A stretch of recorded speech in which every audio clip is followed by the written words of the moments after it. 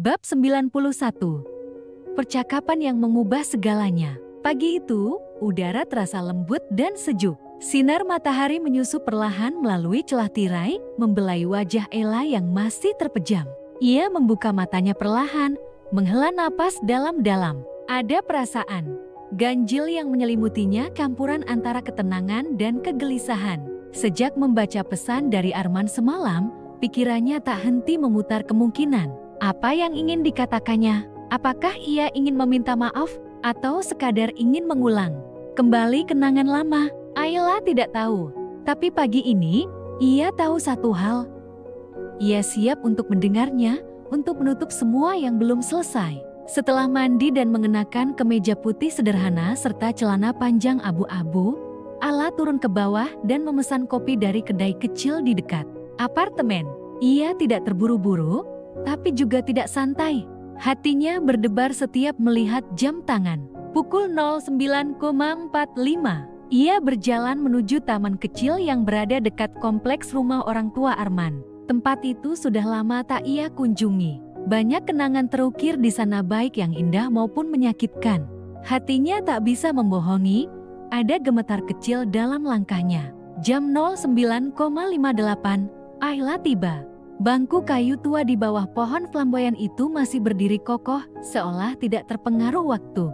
Daun-daun merah oranye berjatuhan perlahan, menambah kesan dramatis pagi itu. 2 menit kemudian, Arman muncul.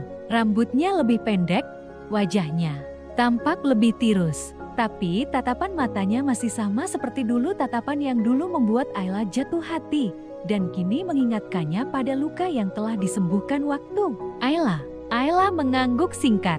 Duduklah. Arman duduk, menjaga jarak. Ia menghela nafas panjang.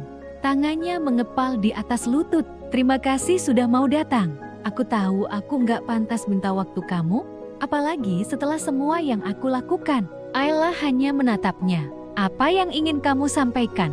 Arman menatap tanah sejenak, lalu mengangkat wajahnya. Aku ingin minta maaf.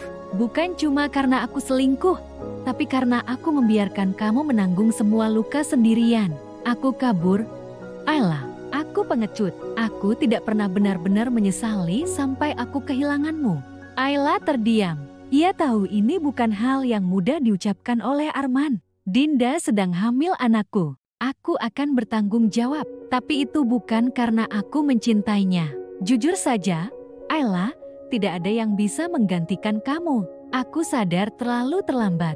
Tapi aku tetap harus minta maaf. Ayla menarik napas panjang. Kamu sudah menyakiti 2 perempuan sekaligus, Arman, aku dan Dinda. Dan sekarang, ada anak yang akan lahir dari luka itu.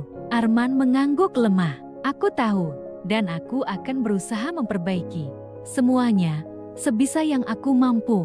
Aku cuma ingin kamu tahu, kamu adalah rumah yang aku tinggalkan bodoh-bodoh. Aku masih mencintaimu, Ayla. Tapi aku tahu itu sudah tidak penting. Kata-kata itu menusuk, tapi tidak membuat Ayla lemah. Ia justru merasa lebih kuat. Kamu tahu, apa yang paling menyakitkan?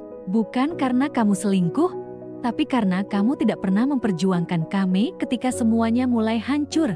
Sekarang sudah terlambat, Arman. Aku sudah melepaskan kamu, sudah mengubur semuanya. Arman menunduk. Aku paham. Aku enggak minta kembali. Aku hanya ingin kamu tahu bahwa aku belajar dari semua ini. Ayla mengangguk pelan. Kalau begitu, aku doakan kamu bisa menjadi ayah yang baik. Dan jika kamu benar-benar ingin menebus semuanya, buktikan lewat tindakan, bukan kata-kata. Sementara itu, Raihan duduk di meja makan, menatap 2 piring sarapan yang belum disentuh. Hatinya gelisah. Ia tahu Ayla pergi untuk bertemu dengan seseorang dari masa lalunya. Dan ia tahu, meski Ayla tidak berniat kembali, tetap saja ada bayangan yang menakutkan. Saat pintu apartemen dibuka, Raihan bangkit berdiri. Kamu kemana aja? Ayla tersenyum samar. Ketemu Arman. Kami bicara. Untuk terakhir kalinya. Raihan tidak menjawab. Matanya menatap tajam, tapi tidak marah. Aku butuh itu, Raihan. Aku butuh menyelesaikan semua luka dengan cara yang tenang. Sekarang, aku bisa melangkah tanpa bayang-bayang. Aku harap kamu bisa ngerti. Raihan mendekat, menggenggam tangan Ayla. Aku ngerti, aku cuma takut kehilangan kamu. Kamu tidak akan kehilangan aku. Justru kamu adalah tempat aku ingin pulang sekarang.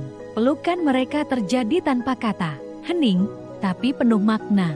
Dalam hati Raihan tahu, Ayla kini benar-benar menjadi miliknya bukan karena ia memaksa, tapi karena Ayla sendiri memilih untuk tetap tinggal. Sore harinya, Ayla duduk di balkon, menatap langit yang mulai berubah warna.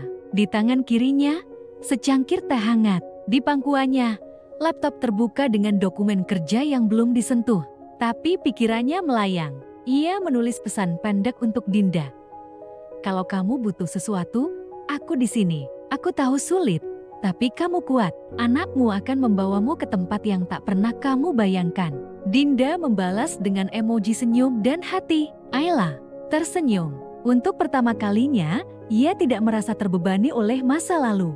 Ia tahu jalan ke depan masih panjang, tapi ia tidak lagi sendirian. Dan langit sore itu seolah ikut mengamini langkah baru yang akan dimulai.